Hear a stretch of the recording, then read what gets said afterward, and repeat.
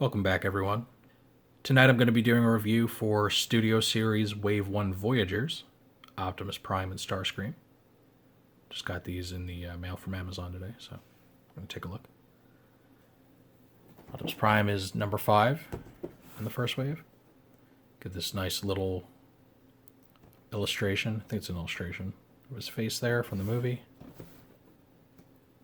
Showing off his robot mode, vehicle mode, little cross-cell stuff. Diorama example. Little zoomed out drawing of him right there. It's pretty cool. And you got Starscream, same thing here.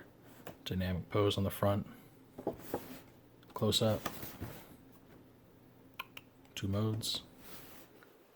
And a little further out. Let's see here. Starscream is 26 steps to transform. Optimus is 35. Wow. Really up in the game here with these Voyagers, man. 35 steps. It's fantastic. All right, so you guys know my MO. I'm going to open these guys up. We're going to take a look at them one at a time.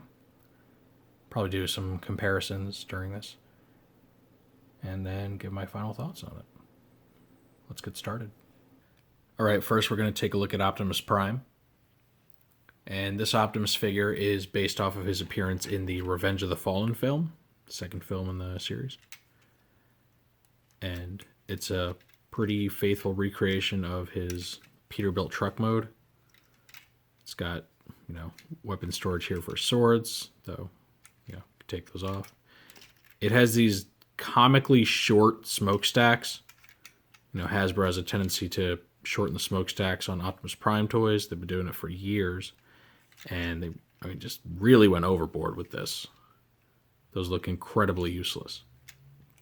It looks better in the robot mode because it makes it more streamlined, but in the truck mode, it just looks like somebody just came by and chopped them off. I like the colors on it. They're a little dark compared to how Optimus looks in the movie. So they're not bad per se, but not entirely screen accurate. Not too much obvious, robot undercarriage on the bottom. Just kind of looks like pistons and machinery work there. So, good underside. And here's the original leader class mold for Revenge of the Fallen Optimus. Just so you guys can see how these two compare to each other. Colors on this are significantly brighter than the new toy. They don't, kind of out of place for a movie character. A little too bright and, sunshiny for me. This newer truck does a really good job of replicating the details on this larger figure. They line up pretty well. Major differences, obviously, huge difference in smokestack size. The larger toy has flames on the hood and the doors, whereas the Voyager one does not. Overall, I typically prefer my movie Optimuses to be leader size, just because it provides the necessary complexity to make, a good-looking truck mode to robot mode. At least, it should, obviously. Not all Optimuses are created equal. But this new Voyager one is meant to scale with his other Studio Series figures. One thing to keep in mind is that the scale is focused around the robot modes more so than vehicle modes, so his truck is actually kind of comically small compared to some of the other vehicles from this toy line. All right, now we're going to go ahead and transform this guy to robot mode. All right, and here's the robot mode. Overall, it really does capture the image of Optimus Prime as he appears in that movie. However, if you look a little bit closer, you can see some kind of stylization choices. One thing that sticks out to me is his shoulders, instead of the big truck kibble that his movie model has. These are kind of smoother, a little more armor-like. This little black bit in the chest kind of looks a little bit off. I'm not sure why they didn't make these pieces here the same dark red as the doors to make it blend in a little better. He's got a really nice head sculpt, and this is a masked head sculpt. There were some pictures of this toy with a mouth on his head. I'm not sure what that's all about. That's some scrapped earlier design or some variant that might come out later. Who knows? It's got a lot of good details here. He's got like the little knee pad things he's always got. He's got a little bit of a backpack, but honestly, it's kind of unavoidable, especially at this scale. You can see he's storing his 2 weapons on his back there, so you can have him do that. And instead of these connecting to his forearms or something, he actually holds them underhand in his fists to give the illusion like they are actually being deployed from his arms. And there he is looking battle ready. Really does pull off the effect very well. The swords look fantastic. Just that blend of like translucent orange and then the like gunmetal paint on them.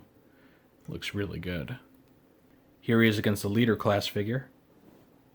Just so you can see how these two stack up against each other. Again, the overall look is very similar between them. They hit kind of all the keynotes of Optimus's design, from his feet, the knee pads, the chest area, smokestacks, little shoulder protrusions there. This is the truck kibble I was talking about that this version lacks. So there is kind of a hit to screen accuracy there. Though it doesn't necessarily look bad. It does have a nice streamlined armor-like effect to it. Personally, I'm still very impartial to the leader version, mainly because it does have the ability to combine with Jetfire that, as far as we know, this Voyager doesn't, but who knows? Maybe there's going to be a Jetfire down the road. To give an idea of how this guy scales with other Voyagers, we have the Last Night Optimus Prime here. And you can see the Studio Series figure is almost a head shorter than the Last Night version. Granted, these are 2 different bodies for Optimus, 2 different forms, so you could chalk it up to that. But in the end, the Last Night toys weren't built to keep a consistent scale like the Studio Series were, so it's kind of a moot point. But kind of just wanted to show you just how small this guy is for a Voyager. Here's Optimus's little display piece. The scene in the background is the forest scene from Revenge of the Fallen, where Optimus makes his last stand against a group of Decepticons. Kills a bunch of them, but ends up dead himself. Oh, by the way, spoilers for like an almost decade-old movie. There he is standing there, just kind of looking ready to take on everyone. Decapitate some fools, you know. Overall, very quality figure. Goes great with his background, does his robot mode well, does his truck mode well. Sans maybe the ridiculously short smokestacks. But anywho, on to Starscream. And here we have our Decepticon second in command in his jet mode. This is a very sleek looking jet. You know, looks realistic, looks like a toy plane, right? Does have the weapon storage here on the bottom. Take that off. So let's see how the jet looks. It's got full landing gear. And one thing I really like about it is that while it does have, you know, underside kibble, it doesn't look like a robot. You know, it doesn't, you can't really see like a head or, you know, really make out what the legs and arms are. So yeah, it doesn't look like what the underside of a, you know, F-22 Raptor actually looks like. But it also just doesn't look like a compact robot. So I got to give it a lot of props for that. Not many jet mode Transformers can pull that off. See inside the cockpit there. A little bit of nice detail. It's got the U.S. military insignia on this side and then a Decepticon one on this side, so that's pretty cool. I like the colors on this. And here for comparison, joining us all the way back from 2007 is the original Voyager class Starscream from the first movie. Just so you can see how these two compare. Obviously, with them both being based off of the same vehicle mode, they're going to look pretty similar overall. The proportions are a little chunkier on this one. He's a darker, more brownish shade of gray compared to this guy. They both do use the translucent yellow for the cockpit, which is cool. Obviously, he has these big honking guns sticking out, which you wouldn't find on the actual jet, so that's a shame. And then his underside isn't nearly as clean. You can tell that there's, something going on there. Also, his head's visible from the back, so. So it's easy for me to say that the new Starscream pulls off his vehicle mode far better. It's not even a hard decision to come to. And now that we've seen that, I'm going to go ahead and change him to robot mode.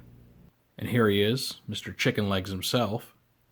Right off the bat, I can tell you that this toy is far more screen accurate than his original. They finally managed to get his arms and hands right. He's very posable. Can bend, kind of every which way here. Legs are, on two different joints, so you can kind of move them around however you need to. Works very well. Head's on just a plain swivel here, but it's got good range. He can store his little weapon on his back like this. Tucks away pretty neatly. Or, if you want him to look awesome, take either hand, can attach it to either arm, kind of fold it back here, and then attach this bad boy on top of the forearm like that. And now you can replicate what, in my opinion, is probably the most accurate portrayal of his arm cannon from the movies. It does look a little off because it's kind of sitting on top of his forearm instead of being connected to it, but looks good, especially at certain angles. Yeah, that probably looks a little bit better. And yeah, there's a lot of playability to this guy. And again, we have the original Voyager, just so you can really see the difference between these two. Back when I first got the original toy, it didn't really occur to me just how far off from the actual CGI model this toy was. And now, getting it next to Studio Series Starscream, it's become a lot more apparent. I mean, this guy's ridiculously wide. His hands are all wrong. I mean, you can barely call these hands. They're like missile launchers with fingers. The head is way, way off. To the point that, I have to wonder if it's not based off of like an earlier design concept or something. So, I mean, just like with the jet mode, Studio Series mold just wins hands down. It looks much more like the movie character just jumped right out of the screen at you. Plus, I gotta say, this new mold is a lot less aggravating to transform. And now we have Starscream's backdrop.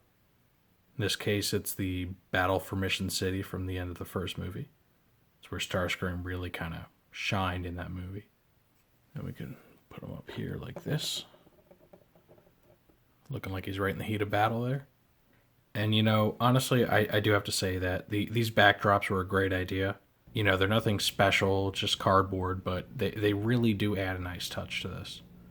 Gives you the option of, putting your collector-oriented figures, in a nice display. And there you have the first Voyager wave in Studio Series. I think it was a good choice for them to use two iconic characters like Optimus and Starscream in the first wave, just to kind of hook people in. These are two very cool designs. The Optimus is a good choice for anybody that doesn't have, some other version of the character. Don't know if I'd call him my quintessential. I feel like this still belongs to the leader class toy. But this Optimus is great for anybody who really likes scale in their collection and wants him to scale well with the other toys. The Starscream, there's just no denying that this is, I think, the best version they've ever done.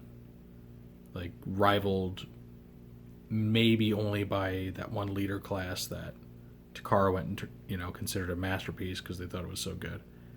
Personally, I think this one still tops that as far as the, screen accuracy and just the overall look to it. Well, anyway, that's all I have to say about these guys for now. I hope you enjoyed getting a good look at these two. I hope this review has helped you decide whether or not you want to pick these up. Personally, I recommend both of them very strongly. They're both solid figures. They're all new molds, both of them. Even if the Optimus isn't really your thing, because, you might have umpteen million movie primes already, pick up the Starscream. You will be very happy you did. It's just such a great looking figure. It's got all the posability, the accuracy. I don't think you'll be disappointed with it at all. Well, I've rambled on about these two long enough. I'm going to go ahead and end the review here. Let me know in the comments if, you'll be picking these two up, or if you already have them, what you think of them. Is there any key factor I missed out on with this review? Something worth mentioning? And with all that said, I will see you next time.